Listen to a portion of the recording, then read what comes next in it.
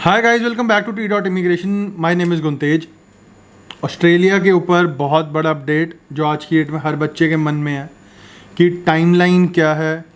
मई शुरू हो चुका है, 10-15 दिन मई के निकल चुके हैं, अभी तक मई इनटेक के बच्चों का वीज़ा नहीं आया। जुलाई इनटेक में जो बच्चे डाल रहे हैं, आधों के ऑफर लेटर नहीं आए, आधों की GT डिसीजन वेट कर रहे हैं। तो ये हो क्या रहा है? लोगों के मन में इतने क्वेश्चंस हैं, कोई क्लियर आंसर नहीं हो रहा। IMEI अकाउंट पे मेल जा रहे हैं, कॉलेज को मेल डाल रहे हैं, वही ऑटोमेटेड मेल का रिस्पॉन्स आ रहा है। कोई एक परफेक्ट क्लियरेंस नहीं मिल पा रही बच्चों को। उसी के ऊपर जो जो चीज़ें हमें इंटरनली पता लगी हैं, हमारे स्टूडेंट सोर्सेज से पता लगी हैं, हमारे इंटरनल सोर्सेज से जो हमें पता लगी हैं, वो मैं आपके साथ आज शेयर करूँगा। तो इस वीडियो को लास्ट तक देखें, बहुत ज़रूरी है उनके लिए जो ऑस्ट्रेलिया की फ़ाइल लगा के बैठे हैं या जिन्होंने अपनी तैयारी शुरू करी है ऑस्ट्रेलिया की। तो चलिए शुरू करते हैं।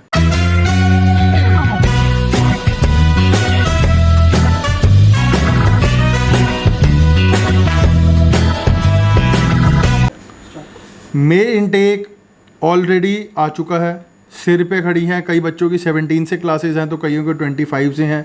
सिडनी वाले बच्चों की 30th से हैं।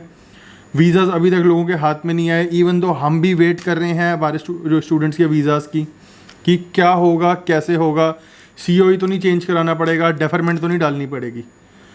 ऑस्ट्रेलिया बैठे जो लोग इंटरनली काम कर रहे हैं, सोर्सेज हमारे जो कॉलेज के एडमिन डिपार्टमेंट में या वहाँ के बच्चे पढ़ रहे हैं, जो वहाँ के चीज़ें हैं, वहाँ से हमें पता लग रही है कि बहुत ज़्यादा वहाँ पे मैसअप हुआ है चीज़ों को लेके। फाइल के ऊपर फाइल आ रही है, इतनी ज़्यादा चीज़ें वेट हो रही हैं। कई फाइल्स दिल्ली ट्रांसफ़र हो चुकी हैं, दिल्ली हाई कमीशन के ऊपर।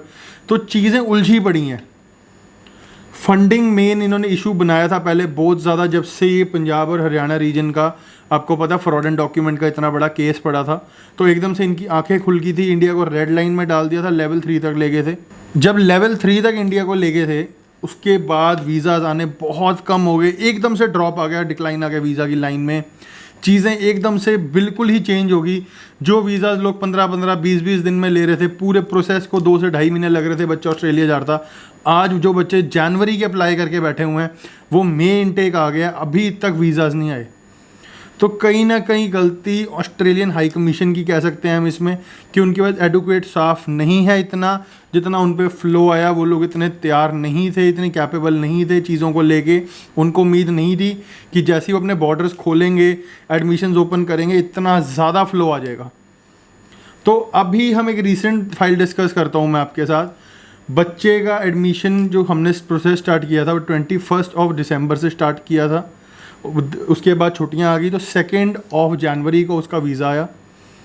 उसके बाद उसकी GT क्लियर करते करते मिड ऑफ जनवरी आ गया। स्टॉट्स कॉलेज की मैं बात बता रहा हूँ आपको एक ये।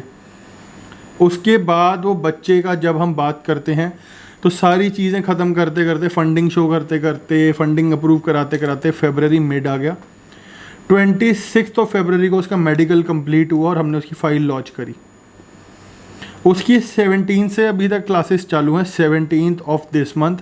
तो 26 फरवरी का केस मैं आपसे डिस्कस कर रहा हूँ। अभी तक उसका वीज़ा का नहीं पता कि क्या है। हम और 2-3 दिन वेट कर रहे हैं, नहीं तो हमने COE चेंज करा के डेफरमेंट उसका करने लगे हैं, जो जुलाई तक जाएगा। ये चीज़ें इंटरनली अपने ऑफिस की कोई आपसे नहीं शेयर करता, क्योंकि लोगों को लगता है कि जी हमारी क्रेडिबिलिटी पे इफेक्ट पड़ता है। चीज़ें आपकी क्रेडिबिलिटी पे इफेक्ट नहीं करता, चीज़ें हाई कमीशन कैसा रिस्पॉन्स कर रही है उस पर इफेक्ट करता है। हमने अपनी एंड से 26 जनवरी को बच्चे की फ़ाइल कंप्लीट कर दी, which was more than enough for me intake. 2.5 से 3 महीने का वेटिंग स्लॉट दिया था। हमने कहा कि अप्रैल तक वीज़ा आ जाएगा, चीज़ें क्लियर करके बच्चा मई फर्स्ट वीक तक निकल जाएगा, नहीं तो अप्रैल एंड तक निकल जाएगा। आज 12 मई हो गई है, बट अभी तक कोई वीज़ा नहीं उसका आया। तो चीज़ें सोचने वाली हैं, कहीं ना कहीं इशू कहाँ आ रहा है, क्यों आ रहा है। मेल्स इतनी हमने करी, बच्चे ने अपने एंड से इतनी करी, फंडिंग बच्चे की इतनी स्ट्रॉन्ग थी, 70-80 लाख रुपए की उसकी FD थी और उसके बैंक में 15-20 लाख रुपए पड़े हुए थे। 1 मिनट से पहले सेम डे जिस दिन ऑफर लेटर आया, विद इन 2 डेज़ फीस पे करी, इंश्योरेंस कराया, टॉप नॉच यूनिवर्सिटी से उसकी काम हुआ है, बट तब भी देख लो वीज़ाज़ की वेटिंग आ रही है। तो चीज़ें डिफ़िकल्टी लेवल हमारे ऊपर आ जाता है, प्रेशर एक हमारा क्रेडिबिलिटी का प्रेशर, एक हम जो वेट कर रहे हैं वीज़ास का उसका प्रेशर, और जो सामने बच्चा हमारे ऊपर आस लगा के बैठा है एक उसका प्रेशर। तो चीज़ें यहाँ पे जाके बहुत डाइवर्सिफाई हो रही हैं। ऑस्ट्रेलिया उतनी अच्छी तरह अभी रिएक्ट नहीं कर रहा जितनी कनाडा और यूके कर रहा है। तो अगर तो ज़रूरी ही ऑस्ट्रेलिया में पैर रखना है तो ही आने वाले इंटेक में दें, नहीं तो अगर आप इंटेक स्किप कर सकते हैं तो सितंबर के लिए करें, क्योंकि मैं यही बच्चों को कहूँगा जुलाई इंटेक में भी यही तमाशा होने वाला है। लोग कह रहे हैं जुलाई तक सब ठीक हो जाएगा, वीज़ा ऐसे निकलेंगे बारिश की तरह। हमारे इंटरनल चीज़ों से हमें पता लगा है जुलाई में इससे भी बड़े तमाशे लोगों को देखने को मिलेंगे। इवन दो बच्चे जो अभी से आस लगा के बैठे हैं वो रेडी रहें वेटिंग टाइम अपना बढ़ाने के लिए। तो हमें ये ज़रूर पता लगा कि सितंबर तक चीज़ें नॉर्मल होंगी।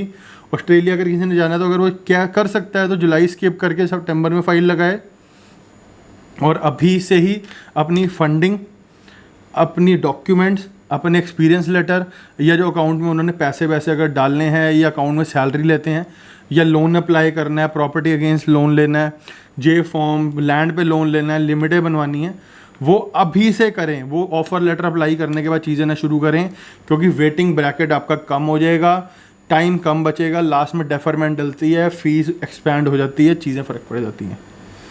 तो ये टाइमलाइन मैंने आपके साथ एक बहुत बड़ी डिस्कस करी कि बच्चे का वीज़ा अभी तक नहीं आया, अभी हम वेट कर रहे हैं, नहीं तो डेफरमेंट उसकी हम 1 या 2 दिन में डाल देंगे।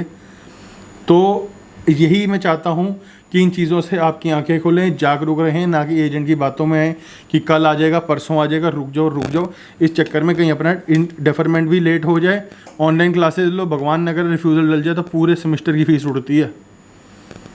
तो इन्हीं चीज़ों के लिए हम हमेशा आपके साथ हैं। नंबर आपके सामने फ्लैश होता है हमेशा, एक बार कॉल करें, सेवा का मौका दें। कोई इशू है हमें ज़रूर एक ना एक दिन मिलें आके। सत श्री अकाल। आज की वीडियो में इतना ही।